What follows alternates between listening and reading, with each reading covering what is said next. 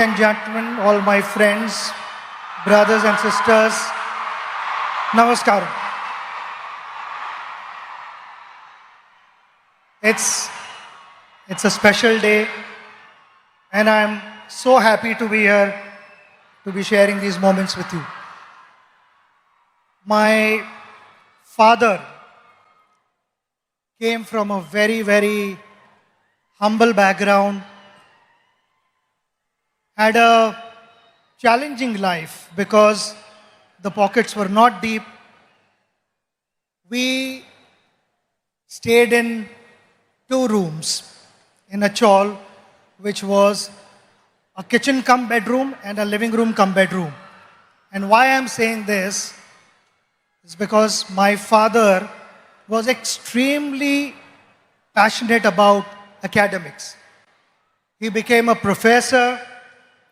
He also was a poet, and he continued to chase his dream.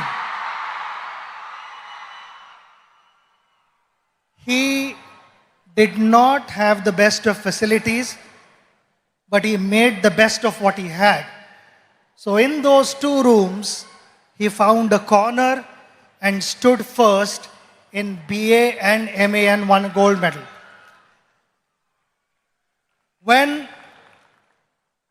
When I was growing up and I watched him, he was extremely gentle, extremely patient with me.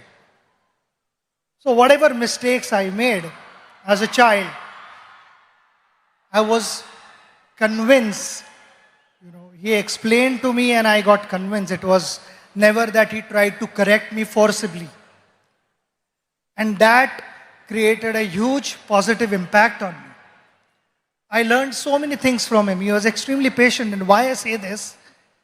Because when I had started playing for India, I bought my own car. I used to love to listen to good music. And most of the times it used to be loud music in the car while I was driving. And my father would be seated next to me, reading his book. Never once did he tell me, reduce the volume, I want to read the book. He was focused and the outside noise did not matter to him. And that's something that I learned from him. Being a good person, it's a practice that every morning you wake up and you remind yourself that you are going to behave in a particular way, which is, I feel, kind of conveys how your parents have brought you up. And that is something which I will always carry for the rest of my life because that's the impression my father left with me. Awesome, sir. Sachin sir, in both academics and sports, students today face immense pressure to perform. From your experience, how do you deal with this pressure? Pressure is on everyone at every level. You meet any individual in this room, we will have pressure. There are 2 types of pressures. One is external and one is internal pressure. External pressure is all about what the world is saying about you. I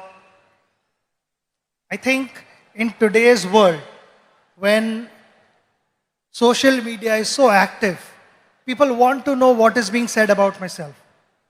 Generally, every individual is bothered about that. When I went out to bat, you have to learn how to use that to your advantage. When I went out to bat, I used to get reception like this, which was fantastic. Sometimes it was overwhelming. Sometimes I felt I was not in the frame of mind to start my innings. I just needed that break. I needed the crowd to settle down a bit. So those were the occasions where I would remove my shoelace or remove the strap of my leg guard, or someone would be moving on top of the side screen. I would settle the crowd down, make sure that those 22 yards belong to me, and then started my innings. It is like a ship sailing through water to get to its destination. But the moment there are holes in the ship and the water starts seeping in, the ship starts sinking. And that is exactly what I'm trying to tell you, that external pressures will be there. You need to shut off. You need to stay focused on what you want to achieve in life. We come to internal pressure. Internal pressure is actively led by your conscious mind. When your conscious mind is moving ahead of the moment, it starts putting multiple scenarios in your head which are imaginary.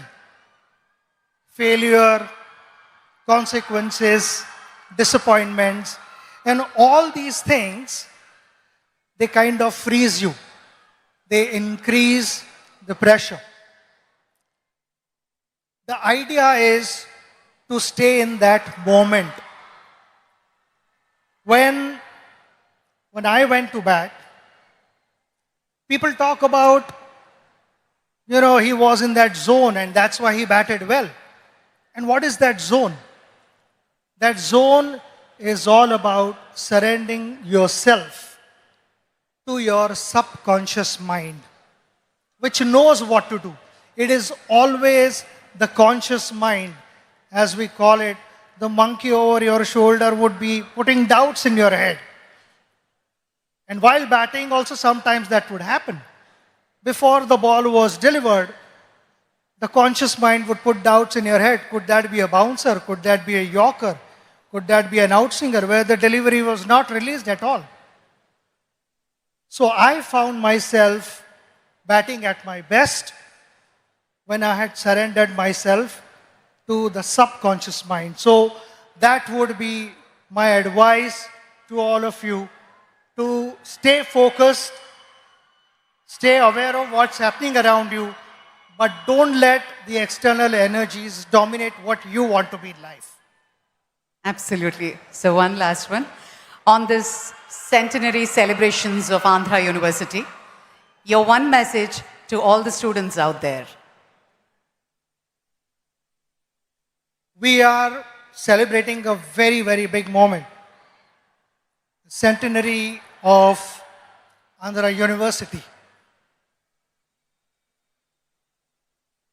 The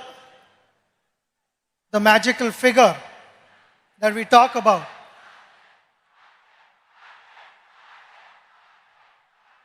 happened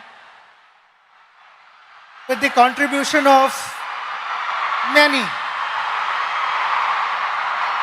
The teachers who taught for decades.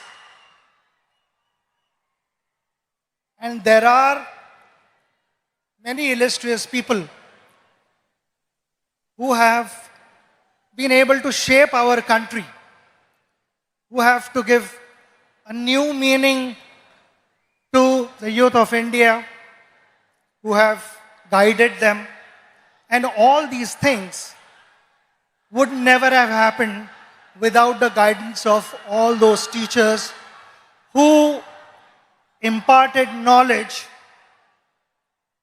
with a lot of humility and integrity. But those were the last 100 years. With impeccable reputation of the university, the responsibility lies on the next generation and generations to follow. Now, how do you, with such impeccable reputation, please understand that the expectations are going to be high. And if the expectations are high, the responsibility automatically increases. I want to take this opportunity to wish you the very best of luck, because I know my father, being a professor, how committed he was and what gave him the most satisfaction when he got to hear good things about his students. I personally felt that was his greatest return gift. and so would be the teachers of this university. At the pace that the world is moving, there will be a lot of innovations. Plenty of things would be expected of you in different spheres of life. My simple message to you, which I followed throughout my journey, was we all want to be successful. Success never happens overnight. It takes time. We have to be patient and follow the right path. While doing so, while chasing your dream, don't cut corners and find shortcuts and compromise values. That is going to be extremely important for our country to move forward and for you to set examples for the next generation. I again want to thank you for having me here and giving me this opportunity to spend this wonderful moment, which I will cherish in my life. And the love and the affection that you have showered upon me will always stay in my heart. It is priceless for me. So thank you very much. Namaskaram and God bless you all. Ladies and gentlemen, that was Bharat Ratna Sachin Tendulkar ji here at the Andhra University Centenary celebrations. Thank you very much.